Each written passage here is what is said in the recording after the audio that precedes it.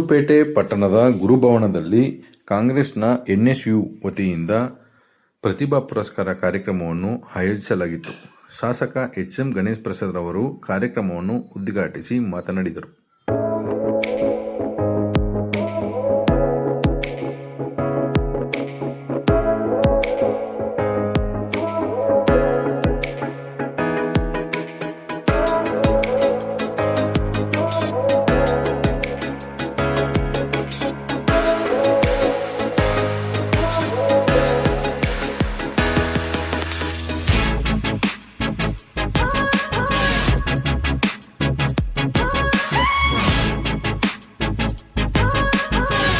ವೇದಿಕೆ ಎಲ್ಲ ಶಿಕ್ಷಕರೇ ಹಾಗೂ ಎಲ್ಲ ವಿದ್ಯಾರ್ಥಿನಿಯರೇ, ಪತ್ರಿಕಾ ಮಾಧ್ಯಮ ಮಿತ್ರರೇ ಹಾಗೂ ರಾಷ್ಟ್ರೋತ್ಸವ ಸಿಬ್ಬಂದಿಗಳು, ಬಹುಶಃ ಇದು ಒಳ್ಳೆಯ ಕಾರ್ಯಕ್ರಮ ಅಂತ ನಾನು ಭಾವಿಸ್ತೀನಿ. ಯಾಕಂದರೆ ನಾನಿಲ್ಲಿ ಆಸೆಗಳಿಗೂ ಕೂಡ JSSಗೆ ಲೆಕ್ಕ ಕೊಡಿ ಅಂತ ಕೇಳಿದರೆ ಜಾಸ್ತಿ.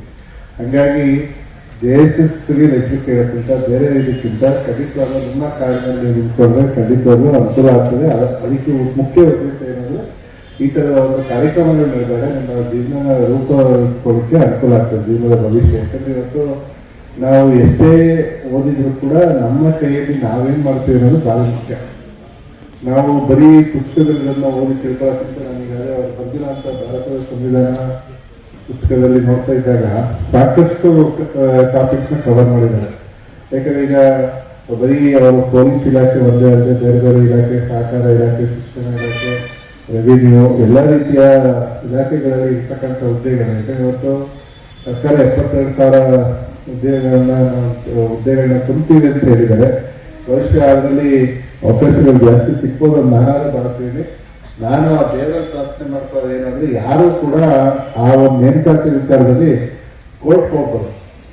ಯಾರಾದ್ರೂ ಒಬ್ರು ಈ ನಮ್ಮ ರಾಜ್ಯದಲ್ಲಿ ಯಾವುದೋ ಒಂದು ಮೂಲೆಯಲ್ಲಿ ಒಬ್ರು ಹೋದ್ರೆ ಎಲ್ಲಾನು ಹಾಳು ಮಾಡ್ಬಿಡ್ತಾರೆ. ಅದೇ ಹಂಗಾಗಿ ಯಾವುದೇ ಸರ್ಕಾರ ಬಂದರೂ ಕೂಡ ನೇಮಕಾತಿಗಳು ನಿಧಾನ ಆಗ್ತಿರೋದು ಅದಕ್ಕೆ ಕಾರಣ. ಹಂಗಾಗಿ ಈ ಸಲ ಏನು ಮುಖ್ಯಮಂತ್ರಿಗಳು ದೃಢವಾದ ನಿರ್ಧಾರ ತಗೊಂಡಿದ್ದಾರೆ. ಅದರ ಪ್ರಕಾರ ಆದರೆ ಖಂಡಿತವಾಗ್ಲೂ ನಮಗೆ ಬಹುಶಃ ನಮ್ಮ ತಾಲೂಕು ಸಾಕಷ್ಟು ಉದ್ಯೋಗಗಳಿಗೆ, ಆಕಾಂಕ್ಷಿಗಳಿಗೆ ಉದ್ಯೋಗ ಸಿಗ್ತದೆ ಅನ್ನೋ ಭರವಸೆ ಇದೆ.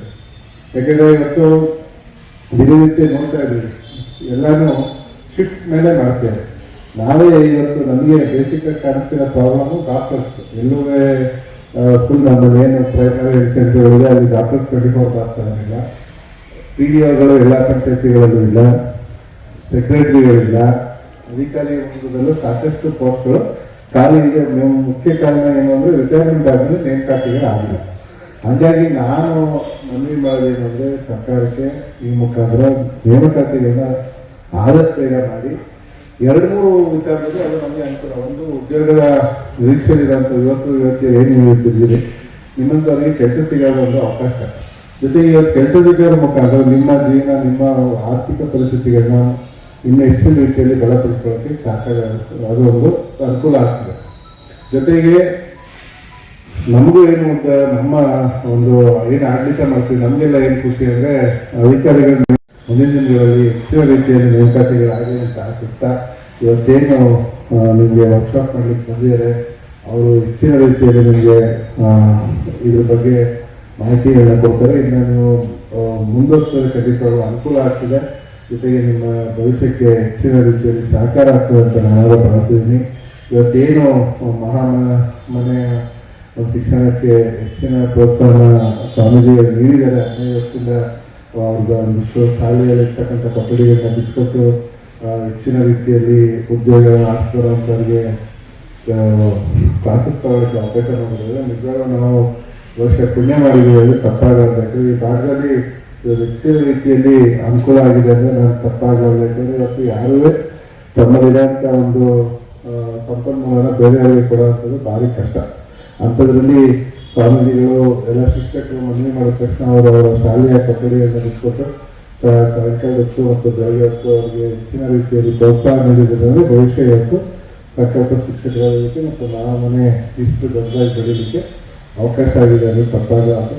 ಖಂಡಿತವಾಗೂ ಮುಂದಿನ ದಿನಗಳಲ್ಲಿ ಇವತ್ತೇನು ನಾವು ಸ್ವಂತ ಕಟ್ಟಡದ ಮುಖಾಂತರ ಮಾಡಿದ CA ಸೆಂಟರ್ಗೆ ಅನುಕೂಲ ಆಗ್ತದೆ ಅಂತ ಹೇಳಿದರೆ ಅದರ ನಿಜವಾಗ ನಾವು ಈಗಾಗಲೇ ಅದರ ಬಗ್ಗೆ ಒಂದು ರಿಪೋರ್ಟ್ ಕೂಡ ಕೊಟ್ಟಿದ್ದಾರೆ.